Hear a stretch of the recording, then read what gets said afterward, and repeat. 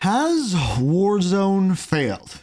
It's a question that I've seen a lot about, and I'm confused by it. I'm confused for a lot of reasons. I've seen videos by Tactical Brit. We watched one yesterday by JGod. And this one today that we are looking at is from someone by the name of Westy, someone who mainly focuses on Warzone DMZ style content.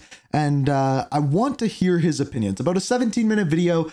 And basically the title is, has Black Ops 6 Warzone completely failed its players? And I have an opinion on this that I will get through as we go through here. And I don't think it's going to be the same as his, but again, I don't know. So let's find out. So the Black Ops 6 Warzone integration has been live for about a week now, and I think it's safe to say that things are quite messy. You're not alone in thinking there are some... So here's the thing. Before he even says anything, the game being messy at this point is normal. Whenever there's an integration, it breaks like crazy. We got 2 updates yesterday.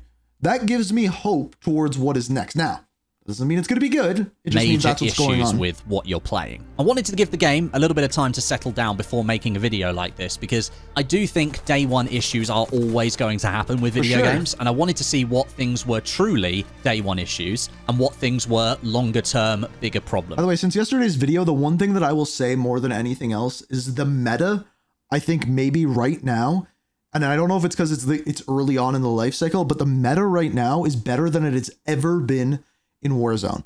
There is more weapons that I can use right now that are viable than there ever has been.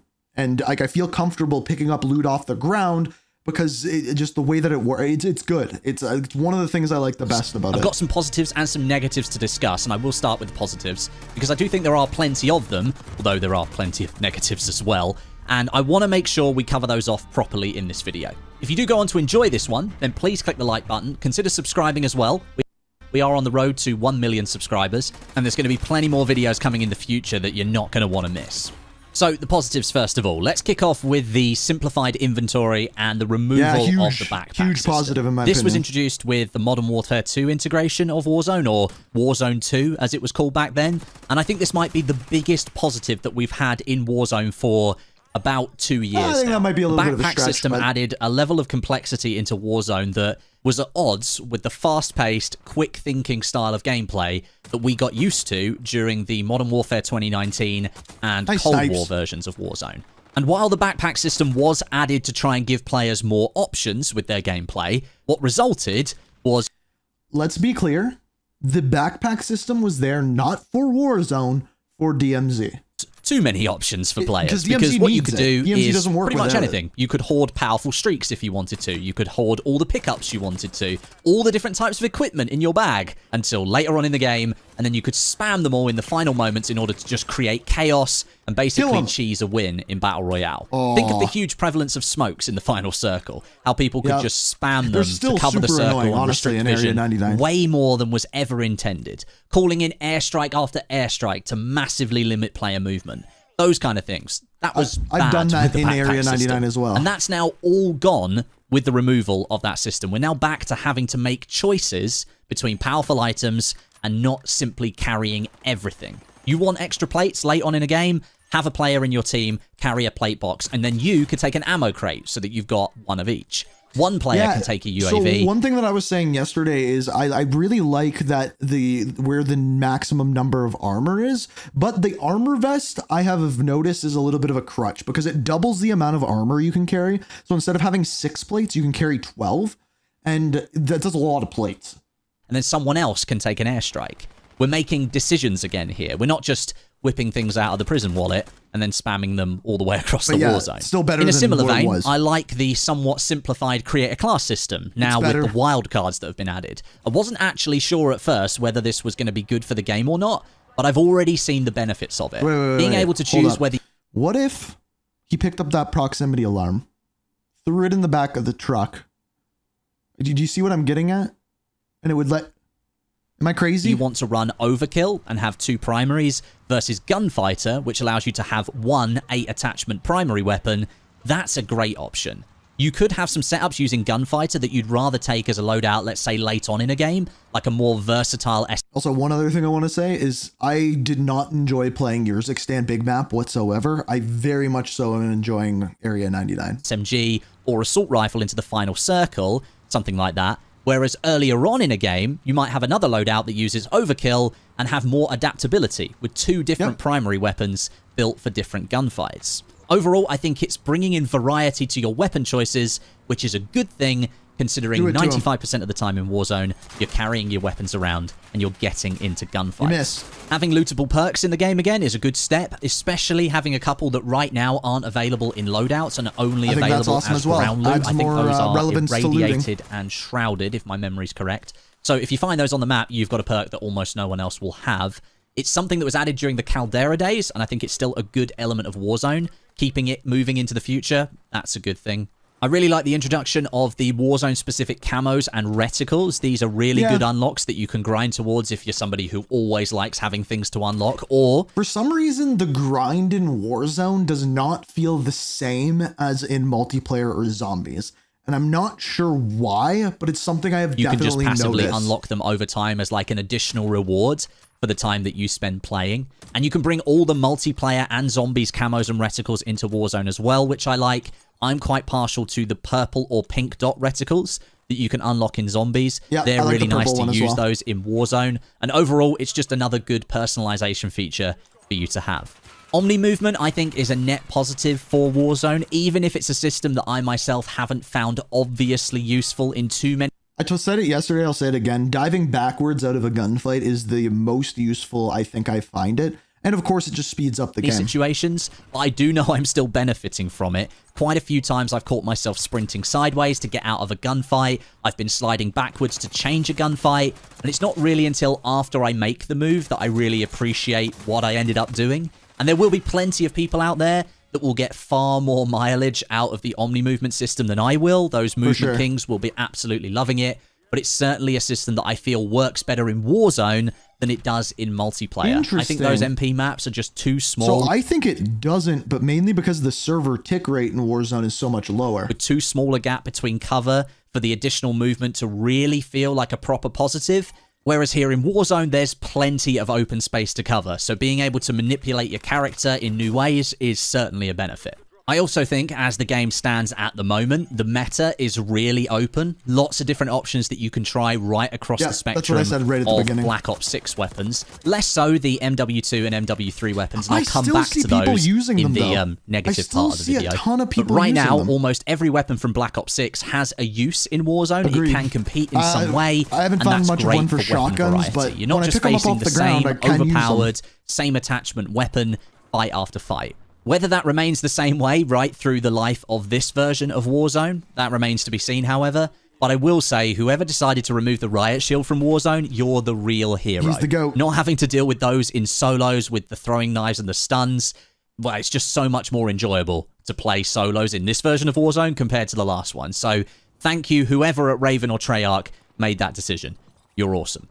And I also wanted to mention the ping system. It got updated to reduce the amount of time that a live ping stays live. So you're actually spotted for, I think, 2 seconds instead of 3.5. That may not be 100% correct, but I think it's 2 seconds now. It's less than that. And that means that you can actually make a meaningful escape because your live ping that's over your head on the enemy screen doesn't stick around for as long. And I've been able to get out of many different gunfights because the live ping has disappeared that little bit quicker.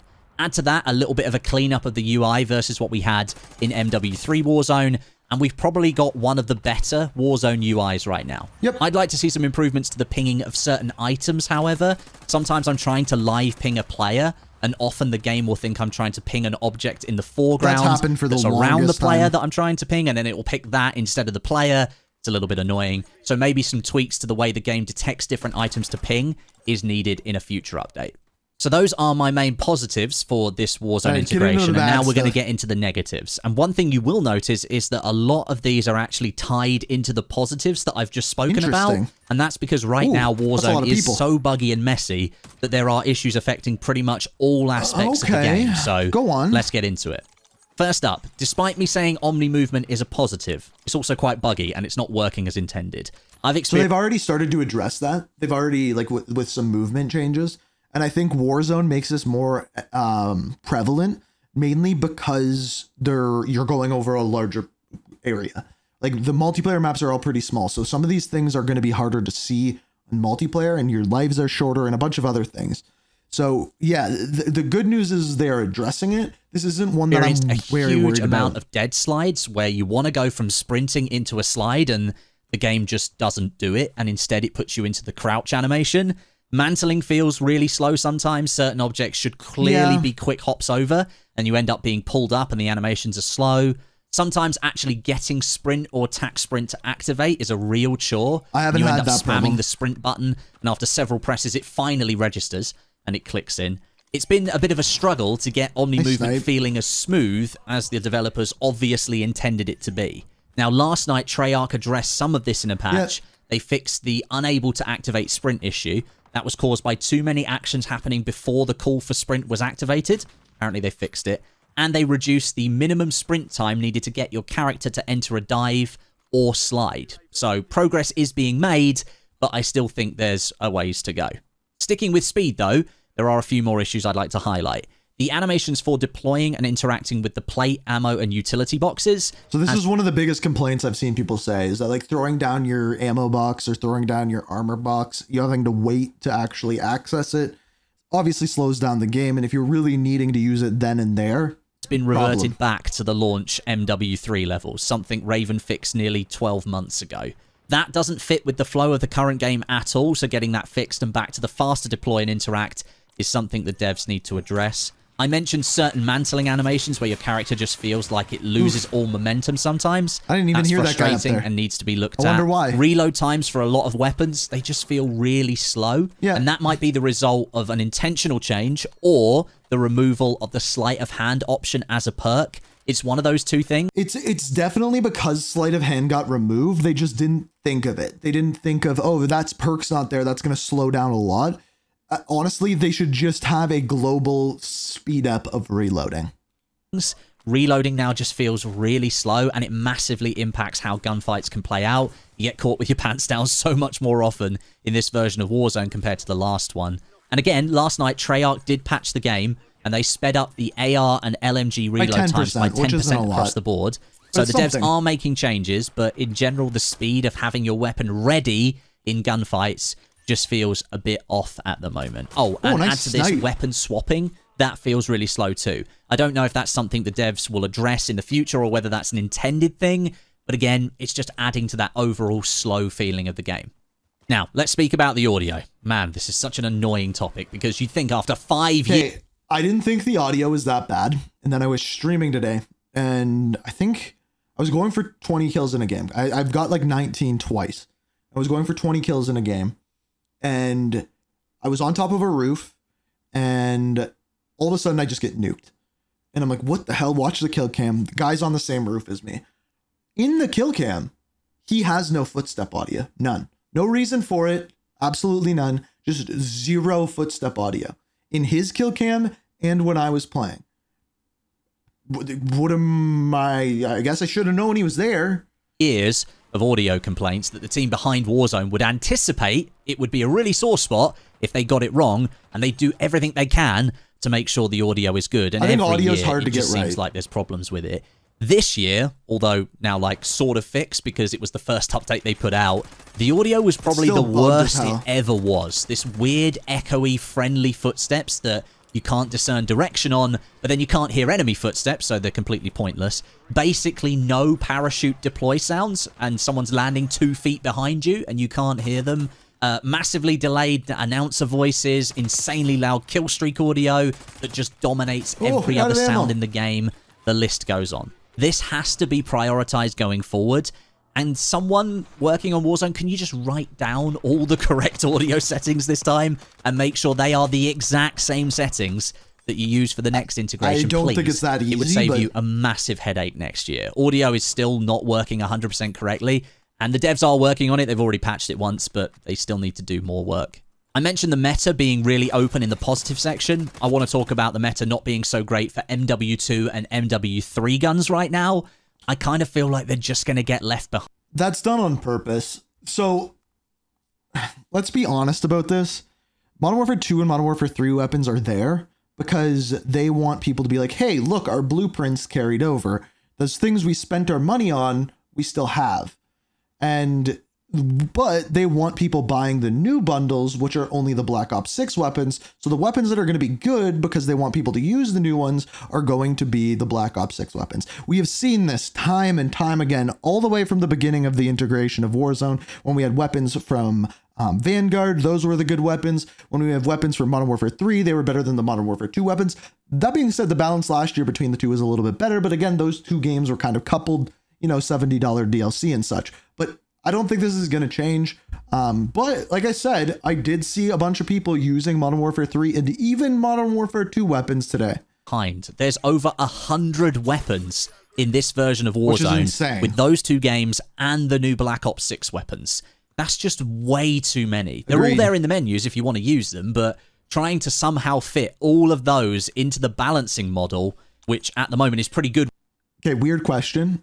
Do the Modern Warfare 2 and Modern Warfare 3 weapons have Warzone camos? I don't know this answer. I could go look it up, but I figured you can just let me know instead. With just the Black Ops guns, that's going to be really hard. I've got no idea how the devs are going to manage over 100 weapons. But I feel like we're just going to have situations, even a little bit like we did during MW3, like I said from the beginning, they should where have some of the older them. MW2 guns just end up getting broken with a patch, and then people use them and abuse them for a few days, and then Raven just came along and nerfed them into the ground and made them irrelevant. If that's what they're going to do here again in this new version of Warzone, and this time with MW2 and MW3 guns, then why even bother having them as options in the game? If you really want to do something cool, Raven, if you're listening, take a few of the weapons each season from MW2 and MW3 from the weapon pools, and then, you know, buff them and bring them right up to the level of the Black Ops 6 guns, and then highlight them as, like, legacy options. Make it even better. Make it so you can use the Black Ops 6 attachments on those guns. I love that. I love that idea. That players could use to be competitive. That'd add some proper value and variety to some of the older guns in the game, rather than just making all of them available, but 99% of them being completely useless. Just a thought. Lots of people that I've been speaking to have been complaining that the game is like a visual downgrade compared to MW3. Personally, I don't feel that's the case, but that's perhaps because I've got my settings dialed in and they're what I prefer to look at. I don't know. But if people are complaining about the visuals as much as they are, then there is probably an issue that I'm not personally experiencing. So I wanted to mention it. It looks better, if anything. I can say, however, with absolute confidence, that Urzikstan, big map, has had a huge performance hit compared to the MW3 version. Okay, this is where I'm going to be in the minority. Urzikstan, not Rebirth, but Resurgence, all are working better for me in this update than they did previously. I have less packet bursts, less stutters. It just feels all in all better. And I feel like I'm like the only one that's had a benefit from this. But I just need to be honest on the things. I don't know what happened during the integration, but performance just fell off a cliff with that map. Things are a little bit better now after a couple of patches, but there's still a lot of work to be done on that side of things. And one other visual thing I will mention as well, something on Area 99 that's very obvious, the visual effect of going into the gas. Yes. People don't seem to like that very much in this iteration of Warzone. It's just annoying. And personally, I don't mind it. It's like a big visual deterrent, basically telling you, don't go in the gas. And I don't mind that, but some people clearly don't like it, so perhaps it's something the devs need to look into. Maybe toning it down a little bit, finding a middle ground, keeping the effect, but lessening the visual impact, harder maybe. To fight in the gas, and then speaking of gas, by the way, the gas mask animation is back. That they literally just fixed about 3 months ago. And after the integration, it's just been reverted back. It's so frustrating. I did notice that. That needs to be re-fixed ASAP. And the server performance is also pretty terrible in this version of Warzone. Sometimes it's great, sometimes it's absolutely ridiculously bad. Not that that's a huge change from the last version of Warzone, let's be honest. I feel as though in this version, there are big discrepancies between the time to kill and the time to death. So whether you're the one dealing or receiving the damage. Time to kill feels okay. I think it's still too fast. Personally, I'd want to see it extended across the board by like 10 or 15%. So that people can actually have a bit of flexibility in their gunfights, and it's not just, brrr, you're dead. But the time to death, that feels insanely fast. Almost like all the damage is kind of being loaded up into a smaller number of packets. That's exactly what's happening. Like, literally exactly what's happening. The server tick rate is so low that it doesn't refresh enough. So when you get hit by bullets, you're getting hit by more than one bullet at once. So you just feel like you're getting melted. And then your experience is you actually see yourself shooting the person. So that's the real time to kill, if you will.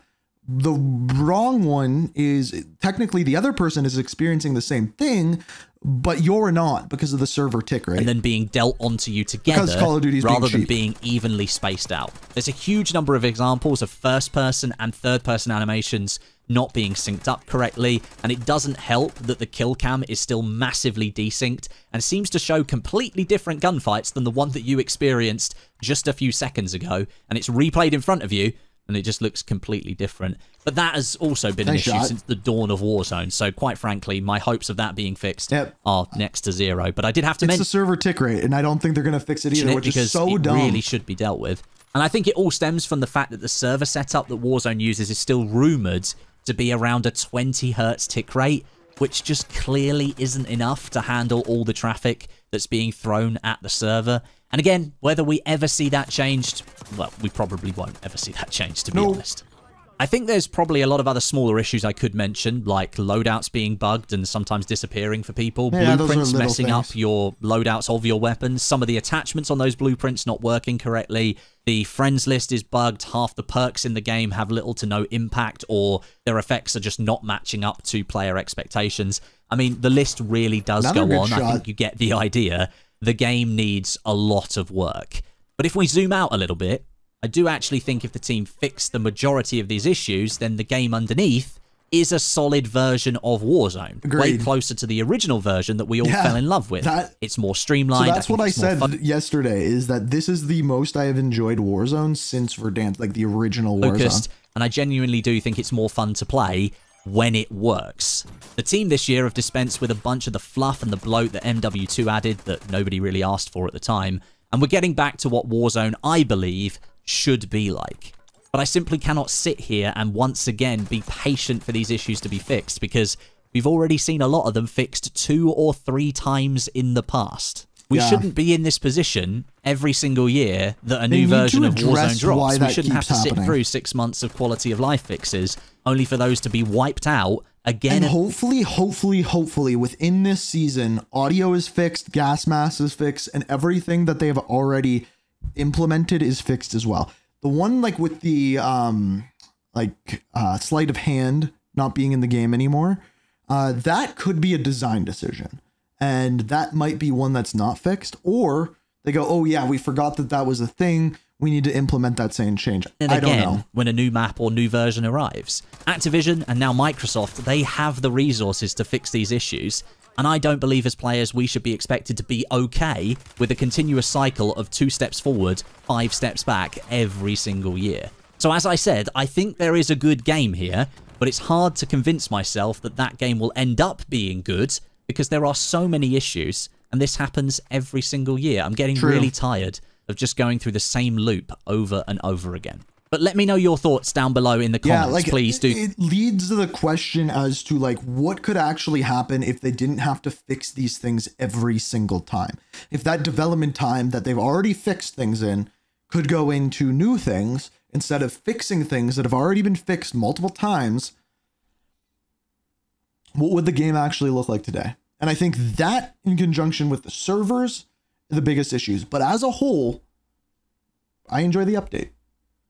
What do you think? Well, I'm actually very curious what you guys think on this one, but probably the last Warzone opinion video that we have for the next couple of days at least. But yeah, want to hear what you guys think. We'll get into some other stuff tomorrow. But yeah, thanks for watching.